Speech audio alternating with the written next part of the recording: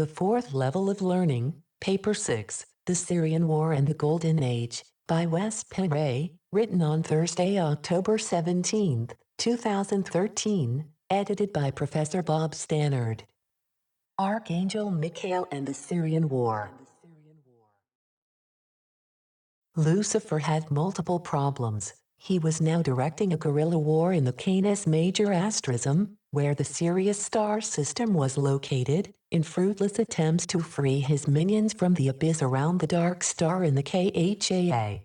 Although he was thrown out of heaven, he still had limited access to the KHAA. What he couldn't access anymore were the higher dimensions, where Satania and the Orion Court were located. The key to the Dragon's Gate was no longer in his possession, and he needed it to be able to defeat his mother and his father.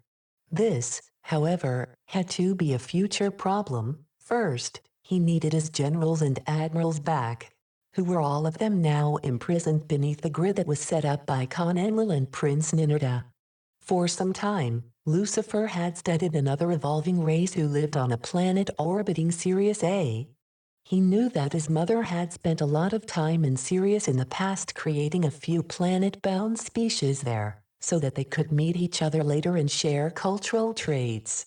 This species was still purely androgynous, which suited Lucifer well. That was what he was looking for. The Nibiruans had already made a pact with Lucifer's stepfather, so it would be too dangerous to involve them in Lucifer's plan, at least at this time. Lucifer had his ways of manipulating beings, so this young race should be a piece of cake. They were not yet a conquering species, but they were much into technology. After the usual time to slowly introduce himself to a race who had never seen an alien before, he managed to gather the main city councils throughout this forest and mountain world into a great meeting where he and the team of the AKH, who followed Lucifer to the meeting, promised to come up with some great news for everybody on the planet. Lucifer offered to help this species evolve much faster so that they eventually could be living a more harmonious, safer, and happier life. He also promised to give them technology in order to be able to do so. The only thing Lucifer and his men wanted in return was from this evolving race was to help him free the Dark Star prisoners, who he said had been put there illegally by a vicious, faraway star race. Moreover, he told them that this vicious race had now moved on to another galaxy and left Lucifer's friends captured around their neighbor star. There was no need to be afraid because it was highly unlikely that this vicious species would come back. This was a lie, but he reasoned that the end justified the means. After some dispute, which took longer than one meeting, the queens decided to make this agreement with the odd beings from the skies. After all, their leader, calling himself the Morning Star, seemed very honest and friendly. Lucifer smiled to himself. This had gone far beyond his anticipations, and soon enough, he was showing off his technology in order to impress the queens. The council was indeed impressed and found most of what was shown to them very helpful. Lucifer was holding back, however, because he had no intention of giving these beings any of his advanced technology. With his great knowledge in the sciences, Lucifer had also learned how to genetically manipulate and alter an existing race with technology. Although his mother had taught him a lot about the sciences, she never taught him to engineer, alter, and manipulate a species with the help of technology. Lucifer is famous on Earth, to the level of glorification when it comes to being a genetic engineer. Little do we humans understand that being a genetic engineer is not a glorious thing, it's just an alteration of something that is sacred, such as seeding a star race and letting them evolve on their own merit. What then will become of them is entirely up to the evolving race. That's what a free will universe is. The Mother Goddess wants diversion in the sense that she embraces differences. This is how she learns more about herself. However, she does not support a break in the law of free will and non-interference. Lucifer was well aware of this and the extra trouble he may be subjected to if he broke these laws, so he tried to proceed as gently as possible. The only break of the laws was to contact the race when it was not evolved enough to travel in space or to have a connection with star beings. Other than that, The Syrian queens agreed to his suggestions, which were a manipulative way of bypassing some serious paragraphs in these universal laws. Essentially, he wanted to take revenge and was going to do so by genetically manipulating this evolving race. But not without their consent, of course. Using more of his smooth talk and hypnotic voice, he also managed to convince this Sirius A planet-bound race how important it is to have two genders. Projecting films and pictures on screens, he showed them what happens with a race of only females versus a race with both females and males. Nowhere in his lectures did he mention that this was a part of the natural evolution of species. Instead, he taught them that their particular race had a mutated gene that prevented them from evolving in that direction. All they needed was a little help along the way. Nor did he tell them about his agenda, which was to create a strong, male warrior race for his army. Eventually, he managed to convince the council. When Lucifer had his agreement, he started his genetic engineering project, where he added his own genes and mixed them with the native Syrian DNA. This was also the time when Lucifer teamed up with Isis, who is Ninurta's daughter and was born in the Sirius system when the mother goddess was seeding Sirius. We will be discussing Isis in more detail later. Hence, this species of hybrids, whom Lucifer and Isis created, are their offspring. Creating two genders so that the species could reproduce sexually was a much faster process than to let them reproduce through parthenogenesis, and besides, Lucifer wanted males. The Syrians proved to be a relatively easy species to manipulate genetically, and after a few generations of hybrids, Lucifer had a much more intelligent and obedient race. Therefore, it didn't take long until Lucifer was ready to begin the task of releasing his minions at Sirius C. As we know, a planetary race such as the Sirians and Homo sapiens can't use their physical bodies to travel in space, but that was never Lucifer's intention. What he wanted was a race evolved enough so that the females could use their fire to break through the grid and reach the trapped bird tribe on the other side. Once this was done, he would, unbeknownst to the Syrian females, let his minions possess the females who performed the ritual. This way, he was hoping that he could free his lost legion. What would then happen to the souls who originally possessed the female Syrian bodies? A qualified presumption would be that the freed prisoners would expel them. Another possible option would be to exchange the Syrian soul with that of the Namo by using tractor and retractor beams. One way or the other, the original Syrian soul needed to be evacuated from her body. It was an evil plan, but also the only plan Lucifer saw that could work. Lucifer and groups of ignorant Syrian females ritualistically made initial attempts to punch holes in the grid, but the energy bounced off as if stones were hitting a metallic shield. Lucifer became nervous because there was always a chance that his plan would be discovered, and he could be in trouble without warning. He knew that his former fellow Orions were not stupid. Soon, they would notice that someone was trying to break through the grid. When it didn't work, Lucifer stopped the experiments immediately, in order to play it safe. He realized that these females were not evolved enough to be able to do the job. He needed to work more on his genetic engineering. In the meantime, the Orions did notice that something was going on with the grid and that someone had been attempting to get in rather than to get out, and they understood that it was an attack. It was obvious who was behind the attack, but they couldn't locate the source of it because the attacks had stopped. Khan Enlil was notified. The Queen was notified. In the Orion court, there was no doubt who planned the attack, but the question was, whom had they used to almost succeed in freeing the prisoners? To their knowledge, there were not that many females available to Lucifer to accomplish what had been done. Also, there was no disloyal star race in the neighborhood that was evolved enough to help Lucifer. Khan Enlil, Archangel Michael first in command, decided to go and find out for himself. The prisoners needed to stay where they were at any cost. Under the circumstances, it would even be dangerous to move them. With some help from the outside, they could quite easily escape.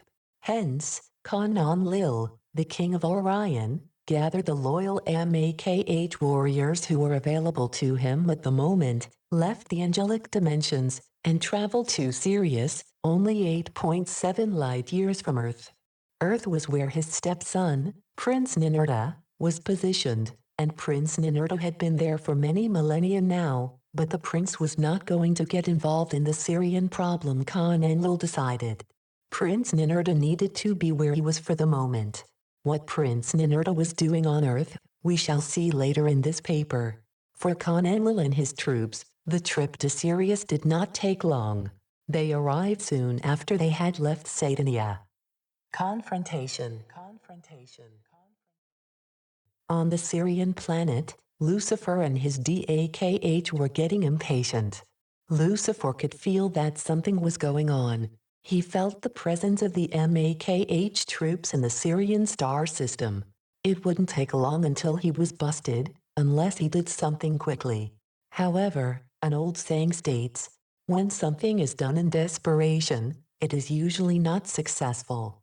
Lucifer gathered a big team of what he considered the most promising Sirian females he could find among this evolving race and prepared them to strike furiously, and at the same time, if the prisoners could be released in one attempt, Lucifer would get his elite troops back, and his chances of revenge increased 1,000-fold, at least, that's what he estimated.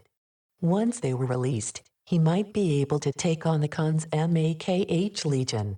Khan Enlil's troops found the Dark Star in the same condition as when he had once left it, after he and his son had set up the grid.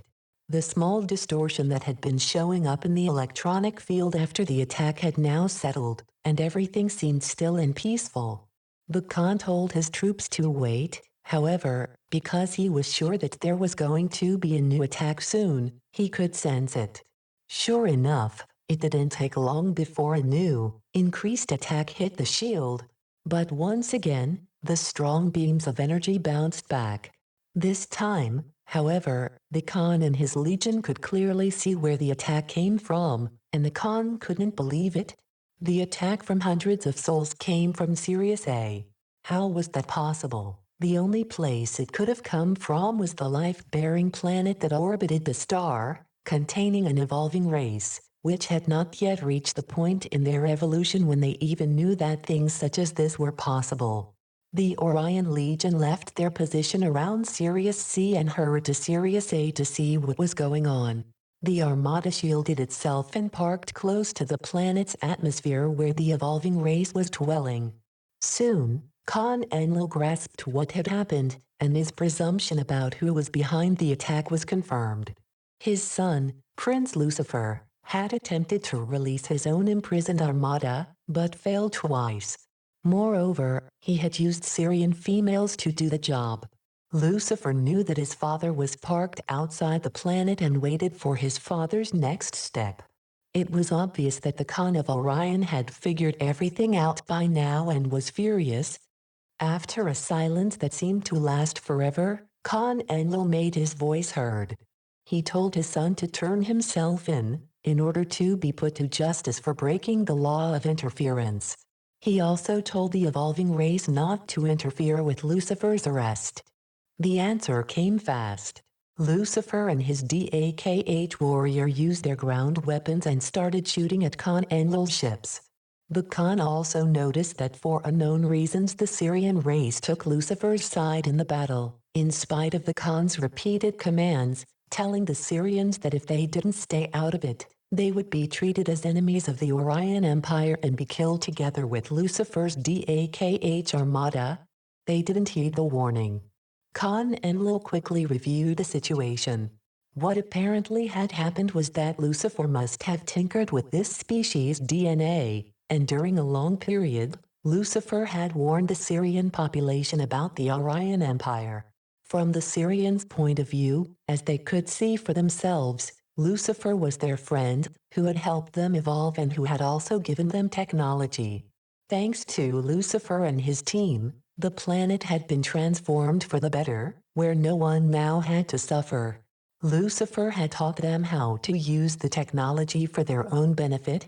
They knew how to cure diseases, their lifespan had increased considerably, and he had taught them how to enjoy sex between two people. How could he be the bad guy?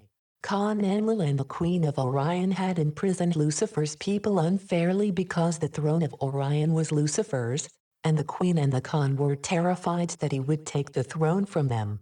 Therefore, they had taken precautions and imprisoned Lucifer's people and robbed them of their homes. Eventually, Lucifer's people had become space nomads but still traveled across the universe to help races such as themselves evolve. Now, the Orions had returned with the intention to kill Lucifer and his people once and for all. So were the Sirians ready to pay back some of what they had received over the millennia? This was, they considered, the least they could do. Lucifer's manipulation worked like a clock. How could the Sirians say no? After all, they owed their whole existence to Lucifer. At least, that's what they believed after listening to his slick tongue and pleasant voice. Even today, they still have that belief, as we will discover. Lucifer still needed the Sirians, so he didn't want his father's armada to kill them or to destroy the planet. Hence, the Dakh left the planet, and a furious battle took place in higher dimensions, just outside the atmosphere. The Sirians didn't know what happened out there in space, other than their planet suddenly became subjected to devastating storms, tornadoes, earthquakes, and flooding. It was as if the entire weather system had gone crazy. And many people died from drowning, while others became the victims of some of the other weather phenomena. In another dimension, the confrontation between the Dakh and the Makh armadas was furious. Both sides had access to devastating weapons, and the battle, which lasted for a long time, extended out from the solar system and affected other star systems as well. Both sides asked for reinforcement, and the battle turned into a full-blown war, which is still not settled up to this day. In the terrible battles that followed, stars turned into supernovae and planets were destroyed and bounced out of orbit. Something that apparently happens occasionally in these space wars. Lucifer has always had many balls in the air at the same time, and he has been good at it. This is why he can be so confusing and convincing at the same time. Also, as a star being who lives more or less forever, he is able to think eons ahead. Hence, when the Sirian War broke out, he sent people to warn the wolf and reptilians on Nibiru that things could get ugly, and they needed to flee underground as fast as they could flee. Otherwise, there was a chance that they would be terminated in the war. The Nibiruans were not necessarily on Lucifer's side, although some of them were. They were split because some of them supported Lucifer's rebellion, while others supported Khan Enlil. Lucifer, however, had plans to use the Nibiruans at a later stage, and that was the reason why he warned them. Little did they know that he would be their nemesis, who separated their planet from their star, as we shall see. The Nibiruans, who had received all the advanced technology from Lucifer and his cohorts, now put it to use in an attempt to save their own species, in case the worst came to the worst. They built enormous underground bases, which could house a large portion of the population, at least for an extended period. In addition, they had a large amount of gold, which they could spread out in the atmosphere in order to shield the planet from radiation and to keep the temperature on the surface reasonable. One could say that the Nibiruans had prepared themselves as much as they could prepare, and it turned out to be a good idea. The Sirian catastrophe.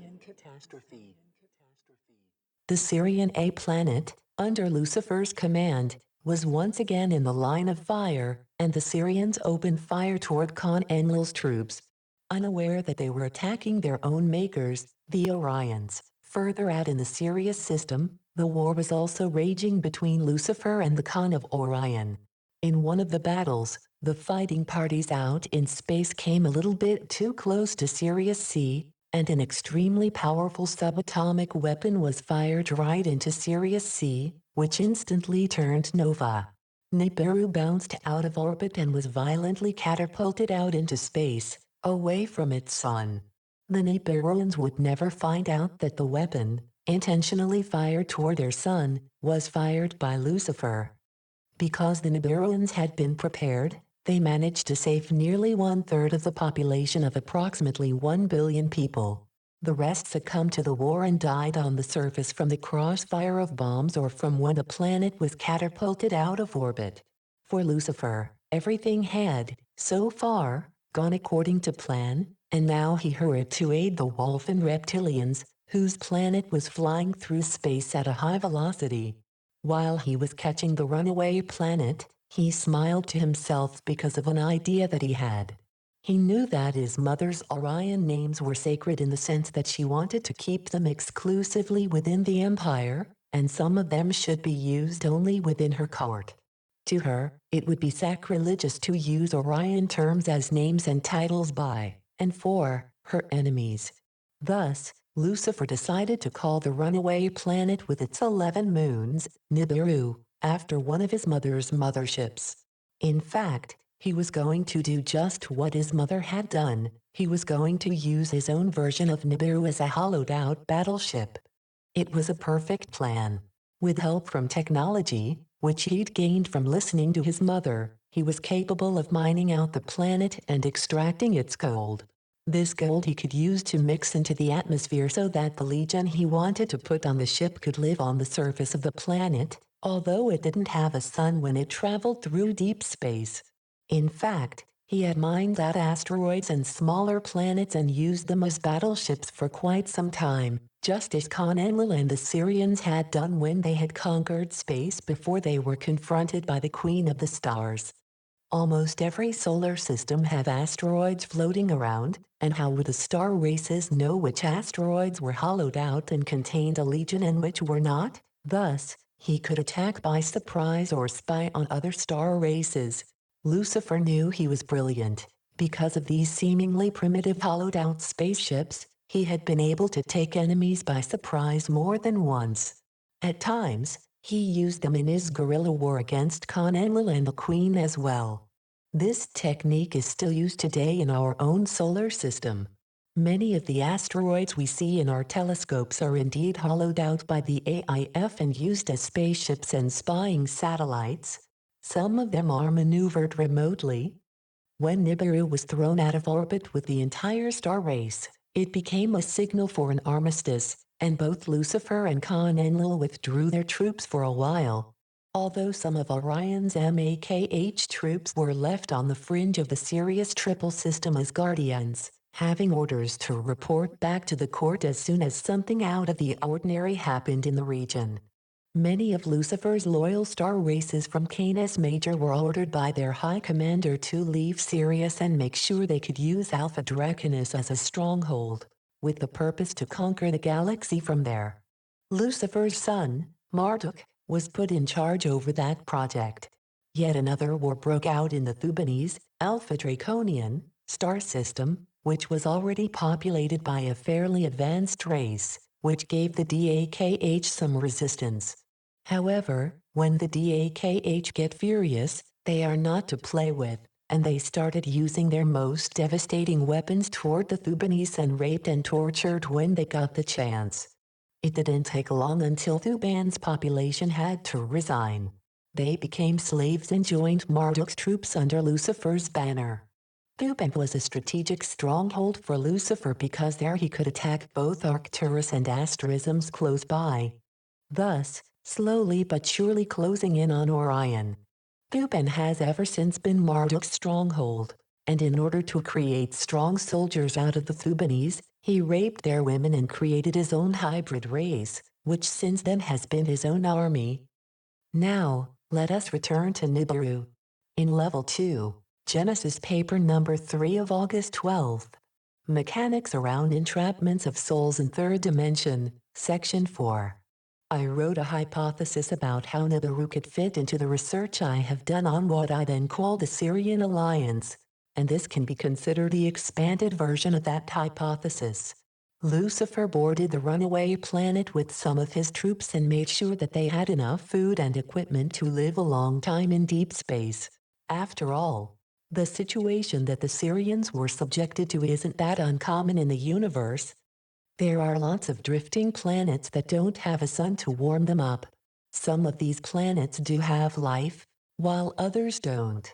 Others are used as hollowed-out craft for Lucifer's DAKH warriors, a drifting planet without a sun to warm it up. Even NASA has admitted that such planets are probably commonplace. Lucifer left a crew on Nibiru and taught the surviving population how to be excellent deep space survivors and how to use stargates and Einstein-Rosen bridges, thus, using the KHAA in order to move faster from one point to another. They also became excellent miners, as their planet contained a significant amount of gold that they could extract to save their atmosphere. Lucifer also taught the most intelligent beings on the planet how to eat from the tree of life to prolong their lifespan, just as the gods did. Then they were taught how to become even better warriors. Lucifer had plans to use them in the future. Before he left Nibiru drifting a couple of light years away from Sirius, he used technology to adjust its orbit just a degree or less so that it would be sucked into another solar system by the gravitation from its giant planets on the fringe of the solar system, which was located about 8.7 light years from Sirius. The plan was that Nibiru then would be catapulted out from this other solar system and back to Sirius again. This would also give Lucifer some time to incorporate Nibiru more carefully into his plans. Basically, Lucifer wanted to use Nibiru as one of his mightiest battleships and, eventually, take Nibiru out of orbit and be able to navigate it as he pleased, without being dependent on natural space gravity. This solar system, toward which Lucifer steered Nibiru, was of course Sol, our own solar system. The matriarchs and the First Golden Age. Let us now go back a few billion years from when Assyrian wars were instigated and return to Sol and our own blue, beautiful planet orbiting its yellow ball of fire in the sky. At that time, Titans lived in the asterism of Lyra. The solar system in Lyra where they dwelled was Vega, Alpha Lyrae, the brightest star in the Lyran asterism and the fifth brightest star in our night sky. Vega, just like Sirius A, is a white star of spectral class A05, at a distance of approximately 25 light-years from Earth. The Titans of Vega were also called the Vulcans, and they were a peaceful race of giant hominids, being very close to Mother Goddess. Just as Mother Goddess blood once ran pure and clear inside us humans, her blood also ran pure and clear through the veins of the Vulcans, and it still does. I described the Vulcans already in Level I as looking quite similar to the Vulcans in Star Trek. When Gene Roddenberry created the science fiction series, he had been present during channeling the Council of Nine, from where he got most of his ideas. This is also something we discussed in detail in Level III. Not only did Roddenberry use the Vulcans as a prototype for his own ETs, but he also used their real name. Dr. Spock is probably the Vulcan that first comes to mind when we discuss this race. However, the main difference between Roddenberry's Vulcans and the real ones from Vega is that the real ones were all androgynous and considered females. Just like humans, the Vulcan skin colors varied from very pale to very dark, with most shades in between. The pointed ears of our mythological creatures, such as elves and gnomes, probably stem from the Vulcans too. The Vulcans had the fire of the goddess. In ancient Roman mythology, the Vulcan is appropriately the god of fire in mythology, symbolizing the volcano fire. Interestingly enough, the Vulcan belongs to the most ancient stage of the Roman religion. The origin of the word is debated because it is ancient, and its etymology is not really known. However, many believe that it stems from the Latin word vulgar, which means lightning and, in turn, is related to flames. This is particularly mind-opening because lightning and fire are highly involved in the creation process and used by creator goddesses when they seed a planet. The Vulcans were indeed creator goddesses, as we will see. Moreover, we learn from etymologist J.R. Capdevel. The Minoan god's identity would be that of a young deity, master of fire and companion of the great goddess. Now we are getting closer and closer to the truth because the Vulcans were the helpers of the great goddess in creating the living library on Earth. The problem is, however, that here on Earth, Vulcan was considered as one deity, when in fact, there were many deities who descended here on Earth to assist the goddess. Also, in the mythology that has survived in mainstream, Vulcan, as described here on Earth, is a male deity, which is incorrect because of the manipulation of records in Babylonian times to fit in with the sitting regime. Vulcan has, apparently because of this, been listed as a male Olympian god. Another interesting association to the Vulcans as helpers of the goddess comes from an entry at the Secrets of the Grimoires website, which is a Yahoo group. Although such a group can hardly be considered academic from this independent writer, it proves my point. Someone else seems to have fully recognized what I have realized, which is that Khan Enlil, here called Supra Enlil, is distinguishable from Prince Enlil. From comparing the array of sources I have used in Level 4, we can also see the importance in that the following writer also connects Khan Enlil with Arcturus, just as I do. What I find intriguing about this is that we have two tools, the wagon and the plow, directly associated with Supra Enlil, and these were both things made by ancient smiths, which is a direct association with Tubal Canis Valcane or Vulcan. That goes further back than any of our usual Greek-Roman mythological material does. Plus it makes me think that Arcturus is a talismanic, it is amongst the Behinian stars as described in Agrippa and the Liber Hermetis. Star can do a lot more than take away fevers and stop the flow of blood. An interesting point, throughout the history of Babylonian star maps, the circumpolar stars were considered as representing gods of the highest rank. Arcturus was called Supra Enlil, who determines the destinies of the lands. His wife, Ninlil, ruled the celestial wagon, Ursa Major, and they are associated with the yokes that bind heaven to earth. He was principally associated with farmers and farming. Eritron is the Olympic spirit of Saturn, who was originally the god of agriculture, etc. Enlil was the overall ruler of the gods, a king, and Saturn was identified as the king star in their mythic astrology. Supra Enlil referred to here can be no one other than Khan Enlil himself, if we read it in context, and Vulcan, or the Vulcans, being the creators, the smiths, or the Arcturian wagon or plow, which would be a much later association to the Vulcan than when they helped seed the living library billions of years ago. Khan Enlil, Supra Enlil, is also said to be the one who determines the destinies of the lands, which he did, and still does, via the Tablets of Destinies. In a later paper, we are going to discuss these tablets a lot more. Now, we have looked as far back as we can in the human records, at least the ones which are available, to find out who the Vulcans were, so let us go much further back to see what the ancient Orion language may teach us. The Sumerian/Akkadian languages are, to some degree, based on the Orion language. By the way, if we use the star Vega and remove the V and B are interchangeable, which we've discussed in previous levels of learning, but they are also sometimes silent. We have Ega, or Ega Ega Edge Edge Ijig, which with time has become the term Ijiji, mentioned in both Sitchin's work and others.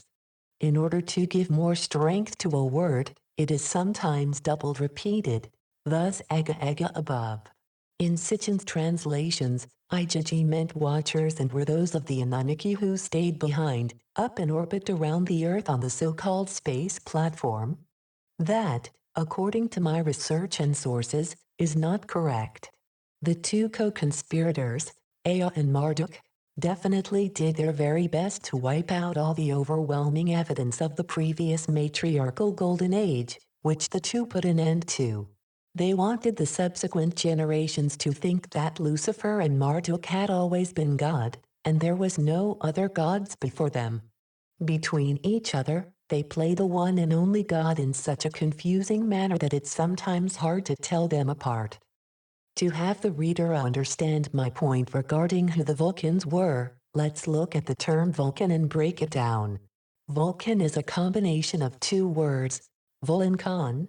Vul stands for vulva, which denotes female, of course, and Con denotes male. Hence, Vulcan means female Con, female king, plain and simple.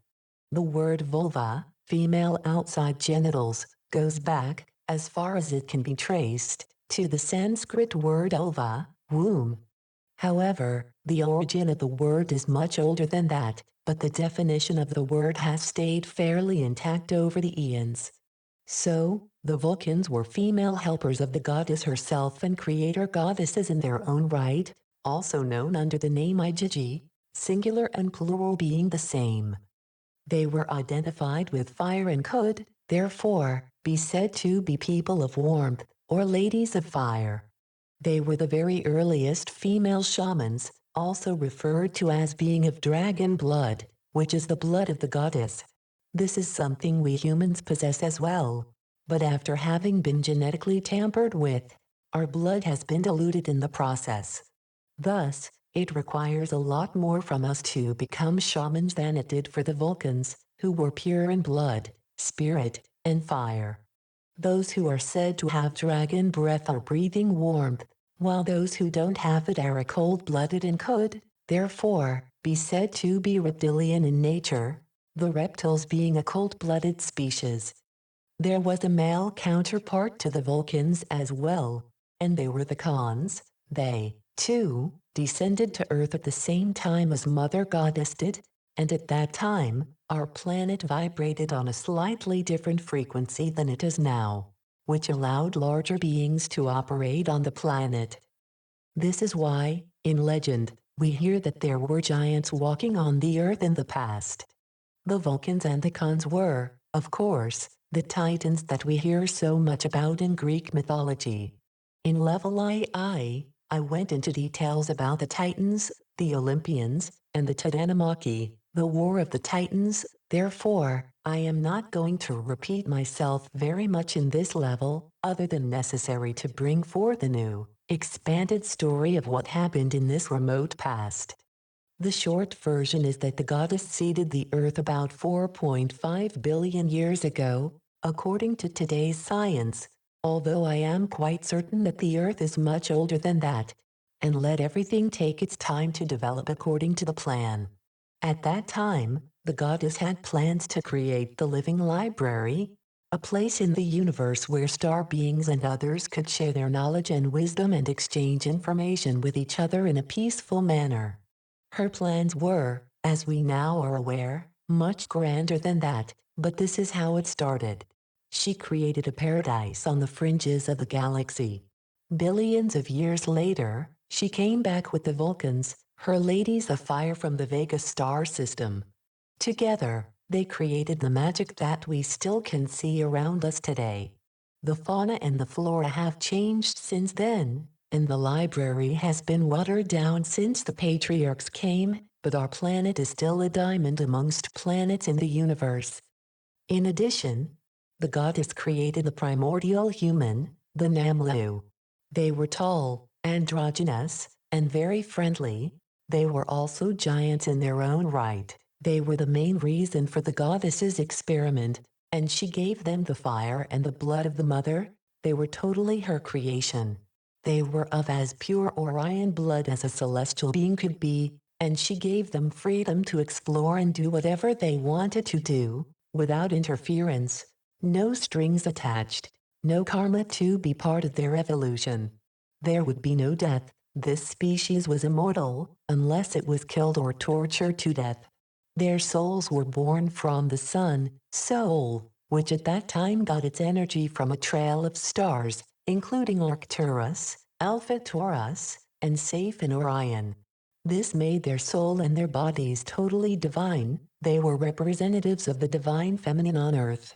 In their majestic manner, they became the shepherds of the living library, the guardians of that which was sacred. No one could get the advanced information from the living library without going through them first.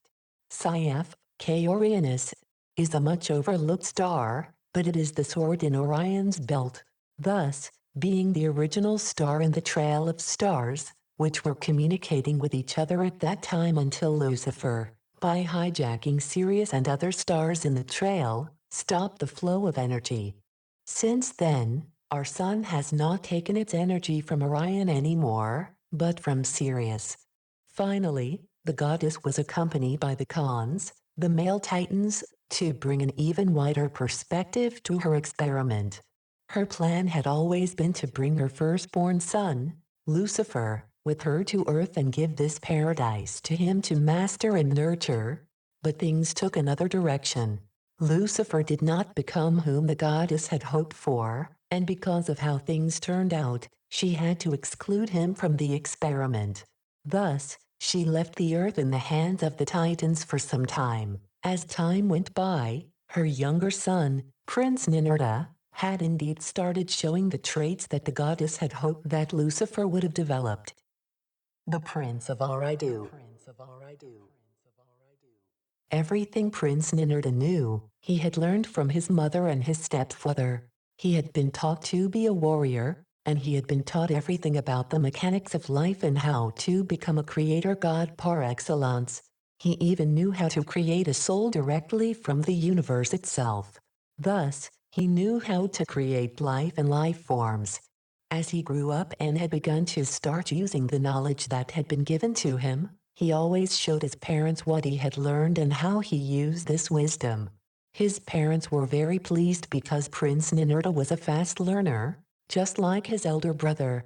But Prince Ninurta used his knowledge the way it was intended. He even exceeded his parents' expectations. Thus, Prince Ninurta's parents were very pleased with their youngest son, who had also shown extraordinary skills and bravery in battle. He also understood the cycle of creation and destruction, the meaning of the universe, and the reason for the law of free will and that of non-interference. He became their real pride, and they wanted to reward him for the skills he had gained. Mother Goddess looked at her son and smiled. She told him that she wanted to give him a solar system that was very special to her, indeed, one of her most precious projects. This solar system, called Sol, or Aridu, was located in the outskirts of the galaxy, far away from the womb of the mother, which is the galactic center. This doesn't mean, said the goddess, that it is worth less, quite the contrary. In Aridu, she had invested a great part of herself. All this she wanted to give to her son so that he could create by using his own mind. She believed that he was really an extended part of herself, and she trusted him dearly. But remember, said the goddess, that there are those who don't want my experiment in this solar system to succeed, so all your military skills, as well as your creator skills, will come in very handy. You will also be my protector son, in charge of a smaller legion of MAKH warriors, who will be the security guards, to do their best to protect what is sacred ground. Prince Ninurta felt very humble and grateful over the offer, and he bowed before his mother, and he bowed before his father, who had wholeheartedly supported the goddess in her decision. Then he looked into his mother's eyes. In them, he saw the divine depth of the Khaa and swirling swastikas, which represented galaxies and the birth center of stars. Then the goddess' dress was lit up by the stars of the universe, and everything disappeared in front and around Ninurta. All that was left was the infinite void, which was the goddess in her ultimate beingness. This was not the first time that the prince had experienced this, and certainly not the last. But these moments were the most precious and intimate moments anyone could have with the goddess. And it reinforced the very tight connection between the two. Prince Ninurta felt a little weary to take on this huge project and asked for help, at least in the beginning. Both the goddess and Khan Enlil agreed to assist him in the beginning. So Prince Ninurta traveled to this new solar system with a legion of MAKH warriors and a team of Vulcans and Khans. In addition, his mother would always be close in spirit because already a long time ago she had manifested in spirit form inside the beautiful living library, the planet which would be the center of the experiment. Thus, Tiamat became the name of the third planet from the sun, Tiamat being a name for the goddess. Prince Ninurta, the Vulcans, and the Khans, the Titans, started creating together, which resulted in great beauty. They put their hearts and souls into it, and the planet also became the living Gaia, another name directly associated with the goddess. As a stronghold in the solar system, Prince Ninurta chose Saturn with its rings, the major stargate into the solar system, in conjunction with the Sun itself, was located at its north pole and needed to be guarded. Hence, Prince Ninurta put a small part of his Makh legion on Saturn, and a council of 9 of wise teachers, Vulcans, were seated in the rings of Saturn, working across the dimensions. This council had many functions, such as communicating directly with Orion, and decided who would be allowed to enter the solar system and who would not be allowed. Saturn became a very important outpost for Ninurta and his team. Up until today, Saturn is playing a major role in present events, but for totally different reasons than back in the days of Ninurta. This will all unfold as we move on through the papers. When the lion slept with the lamb.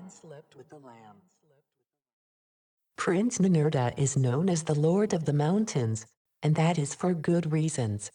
After the goddess had left and manifested a part of herself as the goddess Gaia, Ninurta created a mountain paradise on Tiamat, which was both the name of Earth, or planet Gaia, in her original state, before the Ave intruded, and the name of Mother Goddess herself. This mountain paradise was in honor of his mother. He called this paradise Ninhursag, which means Lady of the Sacred Mountain. Then, the goddess became known as the Mountain Goddess. This event is well documented in our mythology. Ninhursag means Lady of the Sacred Mountain, from Sumerian Nin Lady and Arsag Sacred Mountain, foothill. She had many names including Ninma, Great Queen, Nitu, Lady of Birth, Mama or Mommy, Mother, Irura probably connected with Homeric Arara, arable land, land generally, Belity Lee, Lady of the Gods, Akkadian. According to legend, her name was changed from Ninma to Ninhursag by her son Ninurta in order to commemorate his creation of the mountains. Therefore, from his mountain paradise, Prince Ninurta created a close relationship with the Namlu and the Living Library. This period is known in history as the Golden Age, when the lion slept with the lamb, and no one needed to kill in order to feed their bodies. The frequency of the planet was such that Tiamat's inhabitants could get their energy directly from the sunlight, and nothing else, except water, was necessary in order to keep the celestial bodies alive. There was no starvation, and just like Ninurta was used to from the Orion Empire, no one had to go without. There was an abundance of everything that was necessary for everybody to feel joyful, playful, and filled with love and compassion for self and for one another. This is the first and only paradise on Earth or Golden Age that has happened on our planet since the beginning of time. The paradise of Tiamat did not only include a small mountain area but also spread out all over the planet. Life was simple, but not too simple. There were challenges too, which must be to make things interesting. But wars were unheard of by the Namlu, who had only known peace since their souls were created, just like the Vulcans and the Khans, who were both present on the planet, together with their commander, Prince Ninurta. The Namlu were the children of the Mother Goddess. Civilizations were created during this time, although they were not the same as we know them today. There were no big cities, no cars were driving down endless highways, and no futuristic spaceships were flying around in the sky. However, once archaeologists start looking under the ice caps of Antarctica and start looking at what is beneath the sand of the Gobi Desert, to name 2 places, they will be utterly surprised because in these areas, great civilizations once prospered and didn't disappear until the Olympians came. Some of these archaeological remnants are from the Namlu era, but there were also other beings who created civilizations in these areas, as mentioned earlier. Although the Namlu became the shepherds and the guardians, they were not genetically engineered and placed in position, from one day to another, to become just that. They evolved naturally and were still in a stage of evolution when the patriarchs came and changed things. The genetic tinkering that was later applied on this species was the work of Lucifer, who was using technology to expedite the results he wanted. Hence, what we so often in exopolitics call genetic engineering has nothing to do with seeding planets with life and letting them evolve naturally. Genetic engineering is used by beings who want to create slaves, while natural evolution is how it is meant to be done, and that's the way creator goddesses are taught by the goddess. Life must start from the beginning and evolve at its own pace, and in its own, sometimes unpredictable, directions. Everything else is done by imposters and cosmic vampires. Some say that there had to be an end to the golden age because beings need challenges. When things get too comfortable, people get bored. I do not agree with that theory. If people get bored because there is no war, no violence, and no evil to fight against, it only means that these people have been severely manipulated and don't know what to do without these disturbing ingredients in their lives. These are people who have forgotten how to create something out of nothing. These are beings who need outside stimuli to have a life. No, creation comes from inside of each being. Do we want to create misery and evil, or do we want to create a paradise on earth? Or do we simply want to sit down and wait for others to create whatever comes to their minds, whether it's good or evil, and just go along with it? Isn't that the mentality of a victim? It didn't have to be an end to the golden age. It could potentially have continued up to this very day, or the experiment could have been over. If so, it would have turned into something else. There is no end to what creative beings can do. The art of creation flows in both directions. Creation is art and art is creation. The Namlu, the Vulcans, and the Khans, under the command of Prince Ninurta, could do it. So can we, if we have the right mentality and don't let others create our lives. A misconception I have noticed with the living library is that the beauty of it is that it is self-sustained because of sex. Without sex, no living library.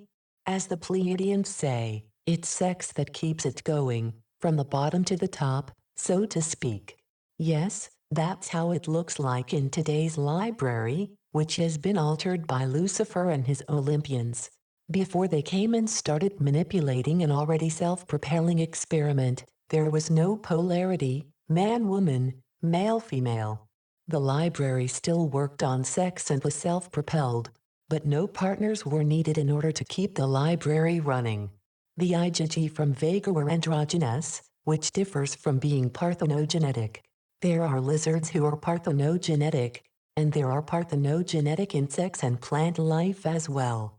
They are able to give life from unfertilized eggs. The offspring has no father. Androgyny is a little different, as androgyny refers to the combination of masculine and feminine characteristics. Androgyny was a trait in the primordial human. The Namlu could impregnate themselves, and the offspring also became androgynous. This doesn't mean there wasn't love involved in the Golden Age. Love, as we know it, is very different from the higher concept of love that was so natural then.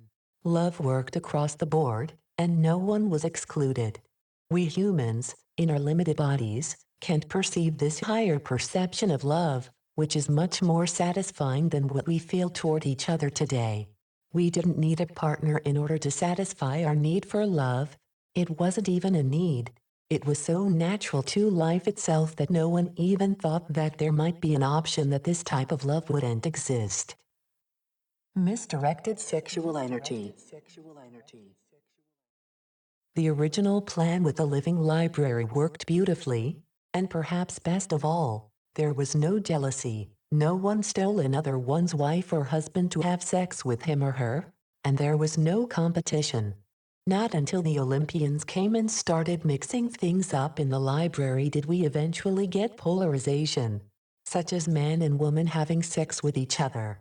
Mother Goddess, Prince Ninurta, and their helpers were here to create divine females, ladies of fire. They created womankind here on Earth, while Enki and his Olympians created mankind, which is a totally new species, also significantly degraded from womankind. It's as if womankind had a full circuit of running energy going through their bodies, running through their DNA, while the Olympians took a clipper and cut off all the circuits they thought we didn't need, and we were supposed to become slaves. Just to give everybody hope, quite recently, there was a TV documentary I watched on YouTube about the sleeping pill Ambien and brain damage. There were people who had laid in a coma for years without much hope for recovery. For some reason, a relative of this person decided to give the injured young person an Ambien. An hour later, the person woke up from his coma and started talking. He also said that he could hear everything people had said around him over the years in his state of being brain dead. However, he could now talk like a normal person, and everybody was extremely happy. 4 hours later, however, he slowly fell back into a coma. They then repeated what seemed to be the successful action. They gave him another pill, and he woke up again. A doctor became very interested in this case, and although he didn't believe, at first, that it was the Ambien that did it, he quickly changed his mind. He tried the same treatment on a former advertisement communicator, which is a person who talks in an ad in a very positive, fast, and upbeat voice, with the purpose to make people buy the product. He had a stroke and could only mumble with his tongue hanging out of his mouth. 1 hour after taking Ambien, he was back at the microphone and talked as he did in his heyday. What was going on here? First of all, there is hardly a doctor who thinks that if a neuropathway in the brain is damaged due to an accident or a stroke, it can be recovered. If the brain is dead, it's dead. However, Ambien showed on X-rays and by using cameras on the brain that when you take Ambien, the damaged neuropathways connect again and start working as new. So, the solution, instead of having a lot of people in comas, they could give them Ambien. Now, it's not that simple because no pharmaceutical company would sell the pill for that reason without extended research at the best universities. Allegedly, extended research would cost billions of dollars, and if they eventually approve the pill to be sold for this new reason, the price would be sky high because the big pharma would have to pay back the researchers and the universities.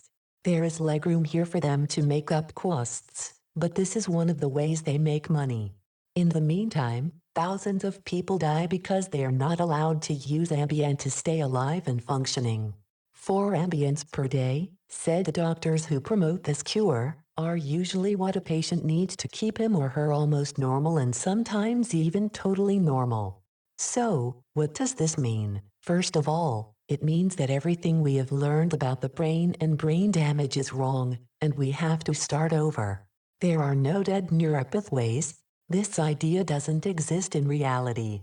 The brain can be cured, regardless of the seriousness of the injury. Second, if we apply this to dormant DNA, we can do the same thing, but without pills. By educating ourselves, as we do now, meditate, and connect with nature and with the heavens above us, we can reactivate the dormant DNA, just as brain tissue and neuropathways can reconnect. I just wanted to give you a real-life story about these things being possible, and reactivation of dormant DNA is happening now, every second of the day, and it is happening in you and me, although we are not always aware of it. Now, we go back to discussing sex. There is nothing wrong with having sex with partners, the intimacy, the sharing of our deepest emotions, and having orgasms together. That can be extremely pleasurable and bonding, if the partner is right. However, this planet is the only planet where sex is experienced like this. If the readers were to dedicate this invention to somebody, it would be Lord Anki. And if I stopped the discussion here, many people would probably feel grateful to him. Nevertheless, Lord Anki didn't do anything for the purpose of our pleasure, unless he could get something big out of it himself, and we have talked about that earlier. While the female, in particular, has a strong orgasm, she connects with the inner sanctions of the KHAA. She is becoming a part of the goddess herself, the goddess that she is. This would be a beautiful thing unless the AIF hijacks these emotions in the ether and stores them for later usage, such as when invading the Orion courts with a feminine fire. This doesn't happen with parthenogenesis or androgyny. Unfortunately, that's where we stand. It would be ridiculous for me to say that from now on people shouldn't have orgasms. That's not what I mean. I only state the fact what can happen. But I have also presented a solution for it. Before you have sex, you decide where you want to steer your energy, you make a clear and strong decision, intend it to happen, and allow no interference. This will protect you. You can also let this energy go to your partner, back to yourself, or to both. It's your choice. And it's a good idea to keep it that way. It's important to understand why things are like they are, or we give all our energy to those who want to harm us and our ancestors. That would be like genocide along the lines of time. I say this also because there are those who claim that Enki and Ninhursag, Mother Goddess, created the living library together, and without Enki, we wouldn't have sexuality the way we have it now. This is extremely misleading, as most readers probably understand by now. Enki and Queen Nin had nothing to do with each other when it came to creating the library, and sexuality the way Enki did it would have worked in a perfect universe, but not when there is already an agenda behind it. So, ladies, and men as well, know about this and set goals for your intimate time with your partner, or if you're by yourself, direct your sexual energy toward where you want it to go. It's very powerful, you know, and you can create great, beautiful, and wonderful things if you're using it correctly. Deep inside us all are ladies of fire and men of fire. It so happens that the female energy is closer to the goddess energy, and therefore, her fire burns higher and more furiously than that of a man. It's because of the combination between soul avatar mind physical body. A female body has another anatomy than a male body, obviously, but it's more than that. Any man knows that the female energy is much different from that of a man. That's why we are drawn to it. Females feel a similar thing with men, but I say similar because it is not the same. The woman often looks for other attributes in a man than a man does in a woman. He looks for her fire, which is warm, loving, safe, and infinite. However, it can also be ferocious if stimulated incorrectly. And females can be far more dangerous warriors than men are. Many men know this, consciously or unconsciously. Of course, don't feel bad if you're a male. You have been female many times before, and you most certainly will be again in the future, if you choose to stay on Earth, but you definitely have experienced both sides. I am just trying to slowly, but surely, get the readers used to how incredibly important our bodies are in the process of becoming free beings.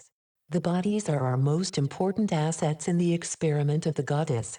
They are able to do things no other bodies in the universe are able to do.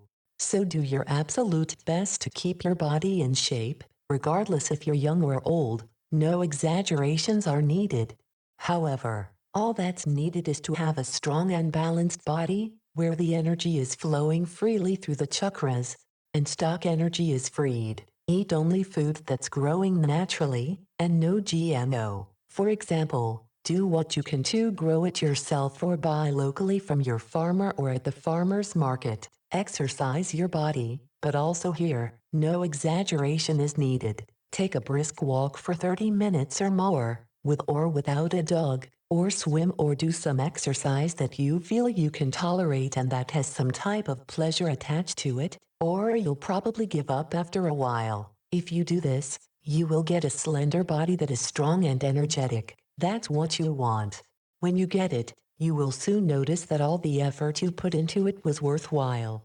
Your psychic abilities will be greater, and your evolution will take off and go much faster. The next paper will be about how the Golden Age ended, more about the Syrian War and the invasion of Aridu, taken to another level.